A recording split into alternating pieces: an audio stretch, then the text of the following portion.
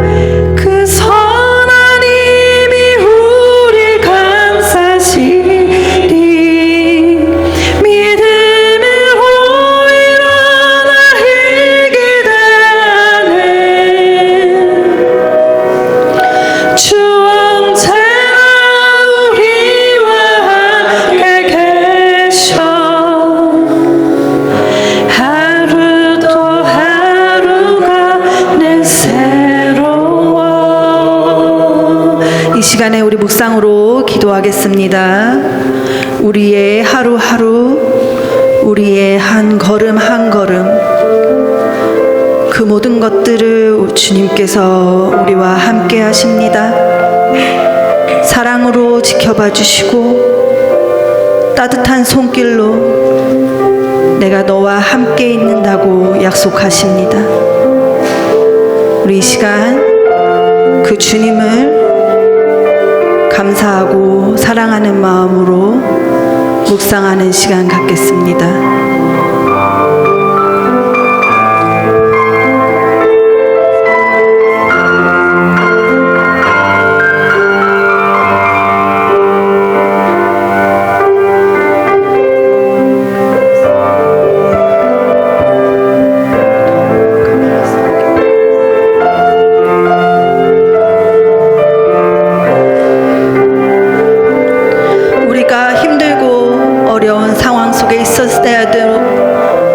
주님은 우리와 항상 함께 하신다고 얘기하십니다. 사랑하는 아들아, 사랑하는 딸아, 내가 너와 함께 함이라. 두려워 말라, 놀라지 말라. 나는 너의 하나님이니 굳세어 앞으로 나아가라. 주님 감사합니다. 주님 감사합니다. 벌레만도 못한 우리를 사랑하셔서 우리와 함께 하시고 지켜주신다고 약속하시는 그 주님, 주님 사랑합니다. 주님 감사합니다.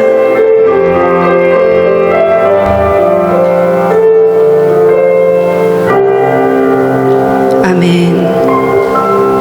우리 시간에는 다 같이 일어나셔서 임내송으로 예배를 시작하겠습니다.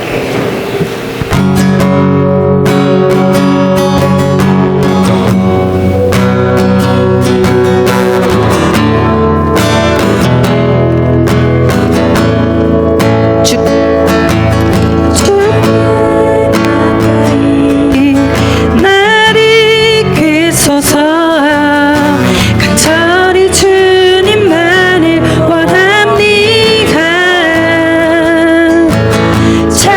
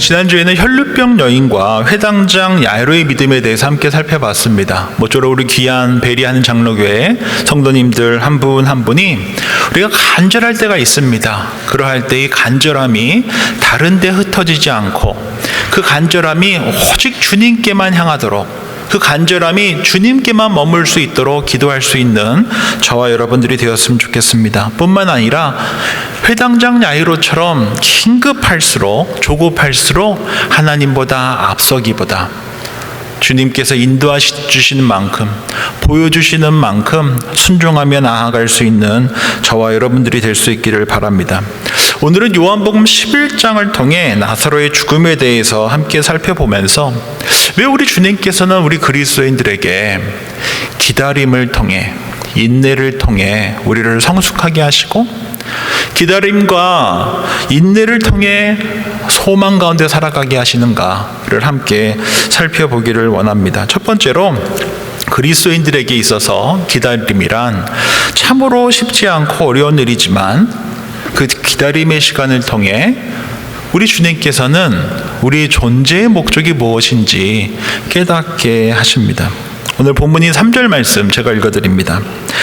이에 그 누이들이 예수께 사람을 보내어 이르되 주여 보시옵소서, 사랑하시는 자가 병들었나이다 하니. 오늘 본문에 보면 예수님께서 너무나 사랑하시는 세 명의 사람이 등장합니다. 마르다, 마리아, 그리고 오라버니 나사로입니다.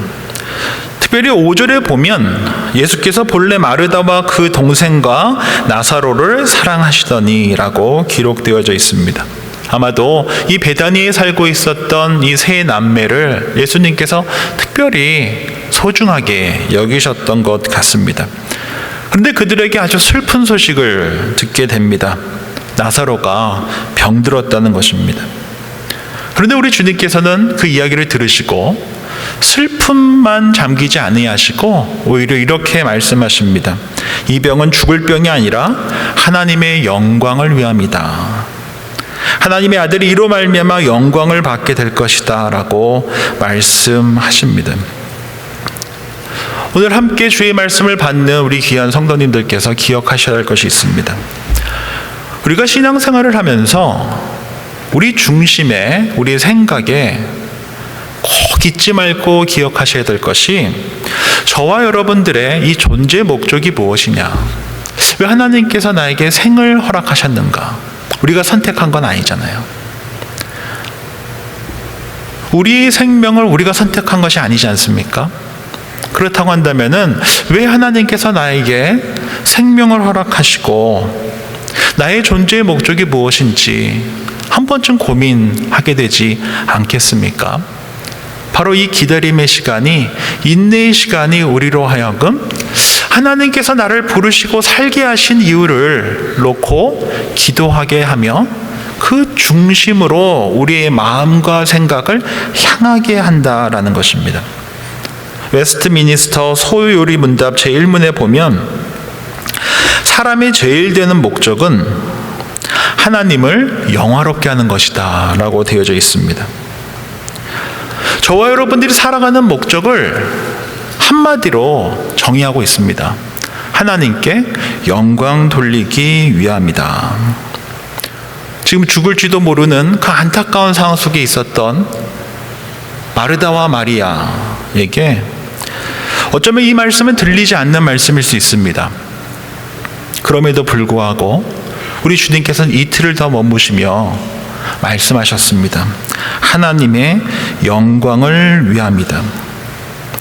예수님께서는 십자가에 달려 돌아가시기 위해서 오셨습니다. 성육신 하신 것입니다. 왜 예수님께서 십자가를 지셔야만 했을까요? 너무나 단순한 대답 아닙니까? 하나님께 영광 돌리며 우리를 구원하시기 위해서 오셨습니다. 예수님께서는 그렇게 하나님의 영광을 위해 사셨습니다. 십자가에 달려 죽으셨습니다. 부활하셨습니다. 승천하시고 다시 오시겠다 약속하셨습니다. 모든 상황 속에서 주님께 영광이라고 하는 너무나 참된 본을 우리에게 보여주신 것입니다. 제가 개인적으로 너무나 좋아하는 기독교 작가이자 또 돌아가신 목사님이 계신데 그분 성함이 유진 피터슨입니다. 저희 집에 보면 아마 유진 피터슨 책은 대부분 다 있습니다. 제가 너무나 사랑하는 목사님이셨기 때문에 그분 책을 굉장히 여러 번 봤습니다. 그분이 이제 돌아가시기 전에 쓴 책 중에 The Pastor이라고 하는 책이 있습니다. 그 책에 보면 그분이 어떤 배경에서 성장하셔서 어떻게 목회를 하셨는지, 그래서 쭉 자신의 삶을 되돌아보는 어떤 유작과 같은데요. 그 책에서 지금까지도 제 마음에 계속 남는 문구가 있습니다. 제가 읽어드리겠습니다. 소설가가 많은 책을 쓰지만 결국 하나의 이야기를 말하는 것처럼 목회자도 수많은 설교를 하지만 결국 하나의 이야기를 한다. 무슨 말씀인지 이해되시죠? 소설가가 많은 책들을 쓰지만 그 책을 보면 결국 그의 삶 속에서, 그의 글 속에서 하나의 이야기를 하고 있다는 것이에요. 그게 사랑일 수도 있고 가족일 수도 있고 아픔일 수도 있고. 목회자 또한 굉장히 많은 설교를 하지만 결국 그 설교를 통해 전달하고자 하는 것은 많지 않다는 것입니다. 하나라는 것입니다. 저도 개인적으로 굉장히 많은 장례를 참여하고 또 인도하기도 했지만 특별히 가까웠던 교우분들의 장례를 하고 나면 그분들이 어떠한 학력과 경력과 많은 모습들을 쭉 나열한다고 해도 제게는 한 개의 단어밖에 생각이 안 납니다. 참 사랑이 많은 분이셨어. 평생을 가족을 위해 희생한 분이셨어. 어떤 이력과 어떤 경력과 어떤 관계였는지와 상관없이 고인이 되신 분을 기억할 때 많은 단어들이 떠오르지 않습니다. 한두 단어밖에 떠오르지 않습니다. 우리 그리스도인으로 부르심을 받은 저와 여러분들의 삶 또한 그렇습니다. 저와 여러분들을 다양한 곳에서 살아가게 하시고 또 다양한 모습으로 살아가게 하시지만 결국 저와 여러분들의 삶을 통해 기억되어야 할 단어는 한 단어입니다. 하나님께 영광이라고 하는 한 단어일 뿐이다라는 것입니다. 우리가 즐겨 부르는 찬양의 가사처럼 모든 상황 속에서 주님을 찬양하는 것입니다. 모든 상황 속에서 하나님께 영광 돌리는 것입니다. 그것이 바로 그리스도인의 존재 목적입니다. 우리가 살아가면서 지금 오랜 기다림 속에 있을 수도 있고 상처 가운데 있을 수도 있고 아픔 가운데 있을 수도 있고 어려움 가운데 있을 수도 있습니다. 때로는 생각하지도 못한 좋은 일들로 인해서 감사할 수도 있고 주님을 찬양하지 않을 수 없는 그런 너무나 복된 상황 속에 있을 수도 있습니다. 그러할 때 저와 여러분들이 반드시 기억하셔야 될 것은 주님, 이 상황 속에서도 주님께 영광 돌리게 해주십시오. 좋든 싫든 나쁘든 좋든 상관없이 주님, 이 상황 속에서도 주님께 영광 돌리는 삶 살아가게 해주십시오. 바로 그러한 고백으로 살아가는 이들이 바로 그리스도인이다라는 사실 잊지 않고 살아가는 저와 여러분들이 되었으면 좋겠습니다.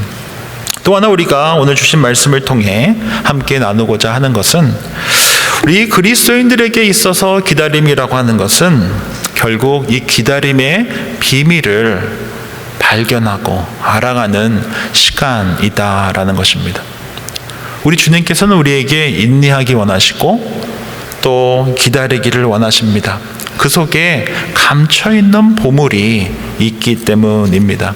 오늘 본문인 6절 말씀 제가 읽어드립니다. 나사로가 병들었담을 들으시고 그 계시던 곳에 이틀을 더 유하시고.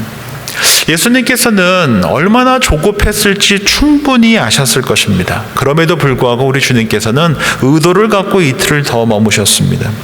너무나 긴급하고 조급한 상황인데 예수님께서 마치 야이로의 딸을 위해서 급하게 가셨어야 했음에도 불구하고 천천히 걸어가셨던 것처럼, 혈루병 여인을 치유하시며 지체하셨던 것처럼 그리하셨던 것입니다. 그리고 마침내 야이로의 집에 도착하게 됩니다. 이미 나흘이나 지나버린 시점이었습니다. 그리고 예수님이 오신다는 소식을 들은 마르다는 예수님께 다음과 같이 이야기합니다. 21절 말씀입니다. 마르다가 예수께 여짜오되 주께서 여기 계셨더라면 내 오라버니가 죽지 아니하였겠나이다.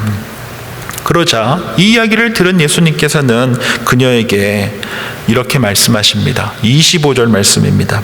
예수께서 이르시되 나는 부활이요 생명이니 나를 믿는 자는 죽어도 살겠고 무릇 살아서 나를 믿는 자는 영원히 죽지 아니하리니 이것을 내가 믿느냐.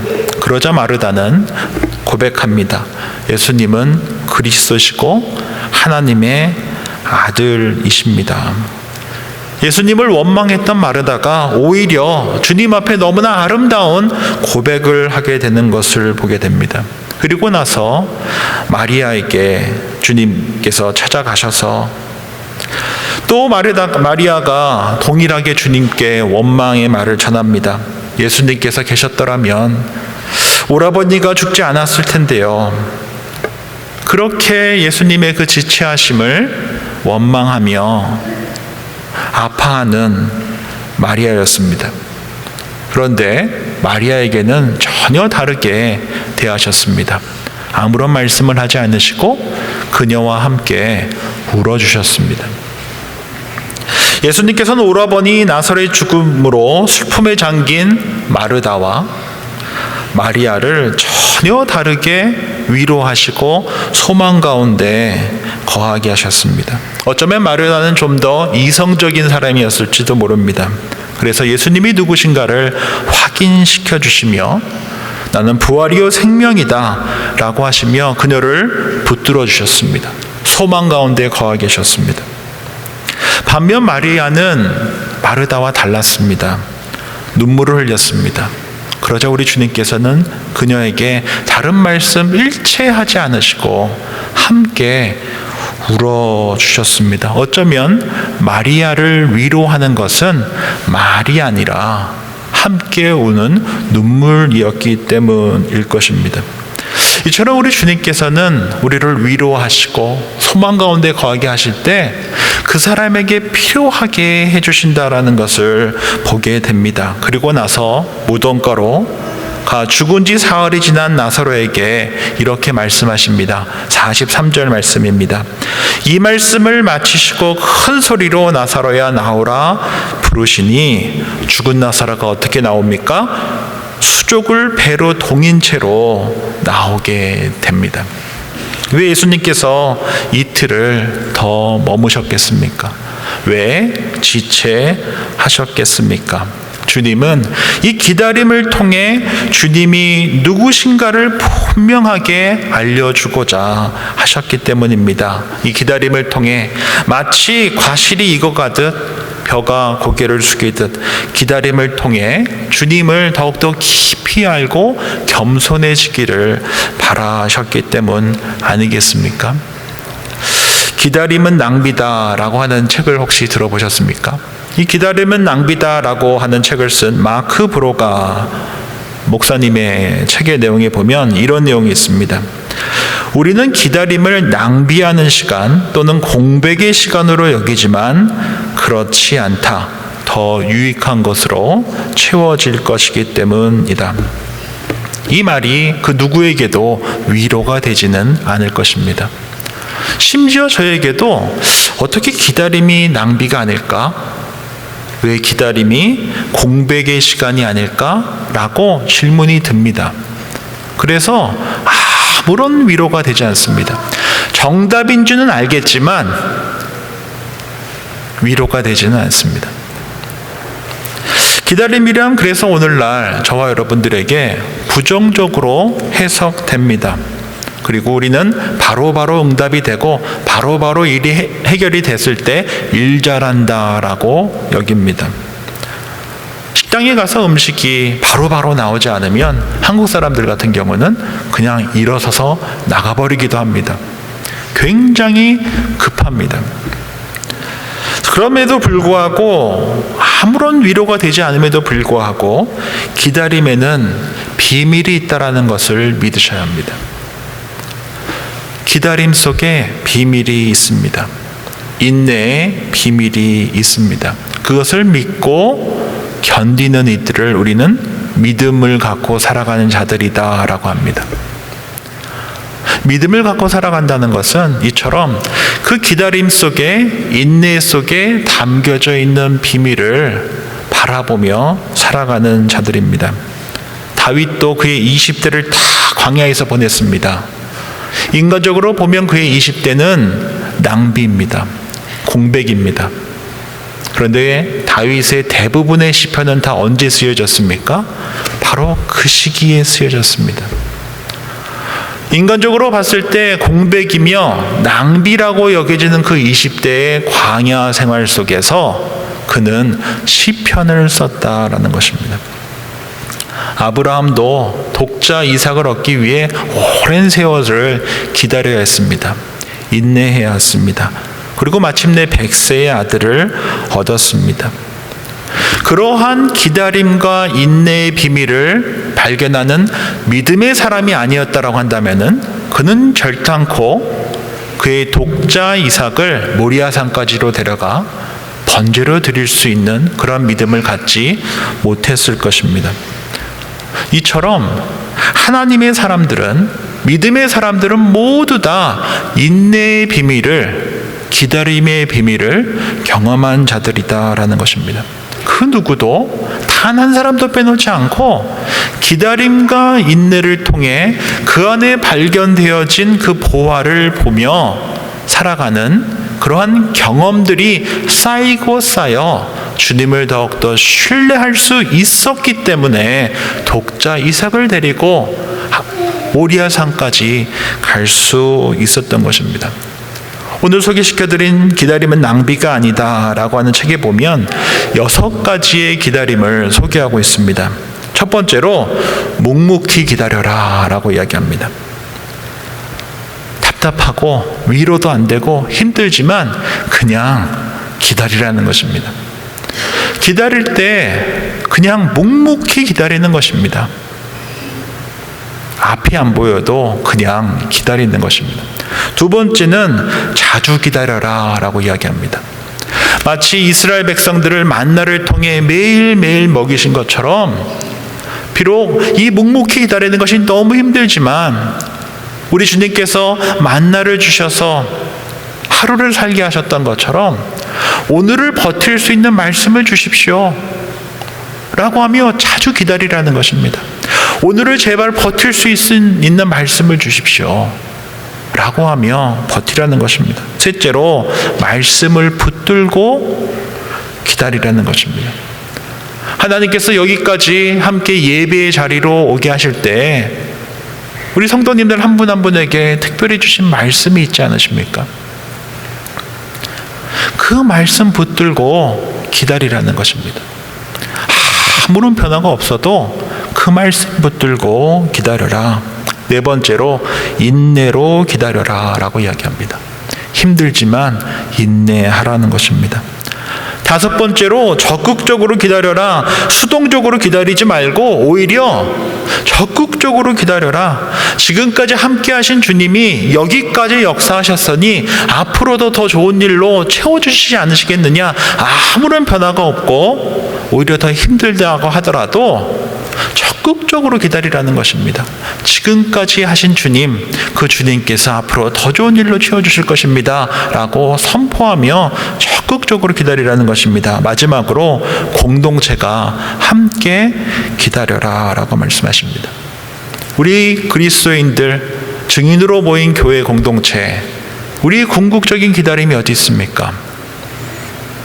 더 많은 돈입니까? 부동산이 오르는 것입니까? 주식이, 비트코인이. 우리의 궁극적인 기다림은 어디에 있습니까? 자녀의 성공에 있습니까? 우리 그리스도인들의 궁극적인 기다림은 우리 주님의 다시 오심 아닙니까? 우리가 다시 오실 주님을 대망하며 기다리는 이들이 바로 저와 여러분들 증인으로 살아가는 교회 공동체 아닙니까? 함께 모여 기다리라는 것입니다. 개인의 일을 위해, 옆에 있는 이웃을 위해, 가족을 위해 함께 기다리되 우리가 궁극적으로 어떠한 존재인지를 알고 기다려야 한다라는 것입니다. 결국 기다릴 때, 인내할 때 우리는 성숙해지게 되어 있습니다.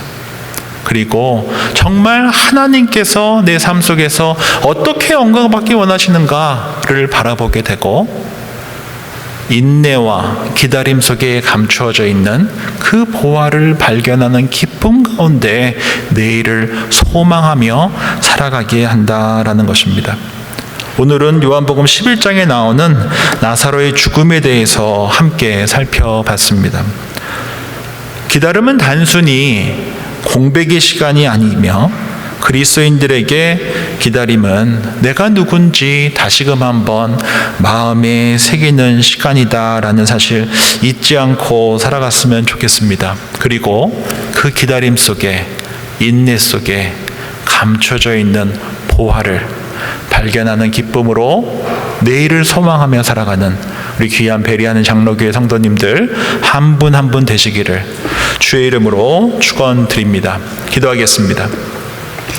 좋으신 주님 감사합니다. 오늘 주신 말씀 기억하며 우리 모두 인생 가운데 이해되지 않는 기다림의 시간이 있을 때 그 시간을 낭비라 여기지 않고 하나님의 영광을 기억하는 시간 되게 해 주십시오. 주님을 더욱더 깊이 알아가는 은혜의 시간으로 받아들이게 해 주십시오. 마르다와 마리아의 눈물 속에서도 함께 하신 주님, 우리의 슬픔과 고통 속에서도 말씀으로 눈물로 위로로 동행해 주심을 저희가 믿습니다. 기다림 속에 부활의 영광을 허락하셨듯이 우리 삶 속에서도 주님의 선하신 뜻이 이루어질 것을 믿고 묵묵히 인내로 소망 가운데 나아가는 우리 모두 되게 해 주십시오. 주님, 우리가 살아가는 모든 순간 속에서 하나님께 영광 돌리며 살아가게 해 주십시오. 그 기다림 속에서도 주님께 영광 돌리는 베리하는 장로교회 되게 해 주십시오. 한번 사랑하시면 끝까지 사랑하시는 예수님의 이름으로 기도합니다. 아멘. 다 함께 일어나셔서 결단 찬양 주님께 올려드리겠습니다.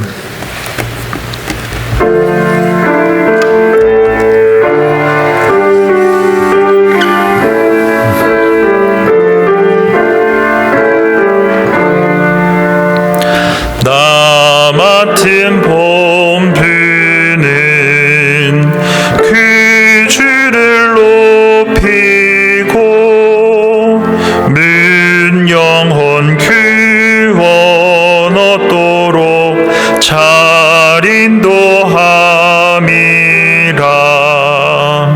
부르심 받들어 내 형제 섬기며 그 주의 뜻을 따라서 내 정성 다하리. 주 앞에 모든 일 잘 행케 하시고 이후에 주님 배울 때 상 받게 하소서. 나 항상 깨어서 늘 기도드리며 내 믿음 편치 않도록 날 도와주소서.